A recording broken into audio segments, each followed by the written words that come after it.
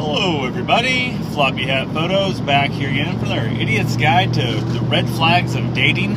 And today's red flag is going to be just simple little things in life that you do something, tiny little thing that you think nothing about, and they freak out about it and make it into a much, much bigger deal. And it shows the pent up anxiety they're bringing with them from an old relationship and even from childhood. Prime example of this right here worked out for me. I was seeing a lady who, it doesn't matter who, I guess, was basically in her bathroom out the house there, and we were visiting and stuff. I was down there with her. As I happened to notice walking by, she was in the bathroom, used the bathroom, and the door was open ajar. Not far, not long ways, not closed, but it was open far enough that with the 3 different dogs in the house, it easily could have been knocked open farther. And this was fairly early on in the relationship. Not that I think it's really ever a cool time in the relationship to see the person you're dating, you're in love with, your wife, your spouse, or whatever, ever seeing them sitting on a toilet. I'm not that dude. I'm not saying I wouldn't do it. I'm not saying I'm out camping and stuff. You need me to help hold you up while you're leaning over a log or something. We can work things out. Or if you're ill and you're sick, you can't get up, I'm there for you, all that. But early on dating, haven't even moved in together, nothing yet. Definitely not the thing. I just reached up and just pulled the door shut. Didn't say a word, not a damn thing, not nothing. And this person lost their damn mind. They started yelling stuff, what the hell, I have the right to have the door open. I'm like, yeah, you do, you have the right to have the door open. I understand that, but I'd prefer not to have it. And they came out and made a big old stink about it, about how I made them feel like a child and how like they can't do anything right and so on and so forth, and how I just belittled them by doing such a thing. And I'm like, I did nothing of this. I literally reached over and pulled the door shut for no other reason than the fact that if I was on the toilet, and as far as that door is a little bit hard to shut, it wasn't the easiest thing. It was a little bit off whack, so you had to kind of push it shut. I just assumed they didn't get it shut all the way when they tried to, so I just, without saying a word, just pulled the door shut down the hallway. Yes, I could have ignored it. I could have walked in by. If I thought it was going to make this big an issue, I would have, but I gotta be dead honest with you, I'm superbly glad, super happy that I did go ahead and do something as stupid as pull that door shut, because it showed me how this person deals with situations. Had they had said, hey, I'm a bit claustrophobic, I don't enjoy small spaces, I feel a lot safer, a lot more secure with the door ajar or whatever, I'd be like, hey, cool, I'm fine with that. I'll just, when I notice the door is ajar, I'll do my best not to walk by or not to look in the bathroom door or whatever, that kind of stuff. I'll just move on by it. But that was not the case. They went on and on about how I basically belittled them and I treated them like a child and so on and so forth. And I have no idea where that stemmed back to.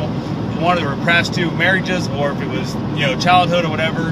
But it was way over the top. I mean, I just got tore up about how shitty a person I was for pulling that door shut. And I was like, wow, this is impressive. And I went ahead and I tried to ignore it, which is one of the things that I was really bad about in that relationship particularly. There was many of these stories will come from that one relationship that I hung around way too damn long. And I think part of that was the fact that I was trying to be Captain Save-A-Ho, lack of a better term. Saw there were some issues there. We had a lot of things in common. We had a lot of the same interest. Both were runners, all that kind of stuff, and it really makes a big difference when you find somebody you can spend time like that with, and it really makes a big difference. So, and it's one of those deals, that right there was a big one. So if you do something that seems minute to you, and instead of them coming out to you and talking to you like a human being and saying, hey, I prefer the door open to the bathroom, or I prefer the oven door, light stay on all night and day long, whatever it is. But when they come out saying the fact that you're trying to belittle them, you're trying to hurt them, you're trying to basically make them feel like a child and stuff, that's a giant red flag. That's lifelong issues that they have not dealt with themselves, and you need to figure out if you can cope with that. If you can get them into some kind of therapy, if you can get them into some kind of counseling, which I offered, never did happen with this one. If you can work through those situations and you can talk about it and they can be rational about it, you have that opportunity also to work past this. Not saying any of these red flags are at all in any way, shape, or form. None of these are deal breakers you have to end a relationship over. I'm just saying the fact that you need to look at these, examine these, and see if these are things that you can handle. And one of the things that I could not handle in this relationship was the fact that when that person felt I did something wrong, instead of just looking at it, oh look, he made a mistake, I'm going to tell him what I need out of this relationship, or what it would make it better for me, or what we could work on together. They basically instantly went to the fact of thinking I was doing it to harm them. They always thought I was out to hurt them, always thought I was out to belittle them, always thought I was out to make them feel less than, and that's never been my case in any relationship I've ever been in.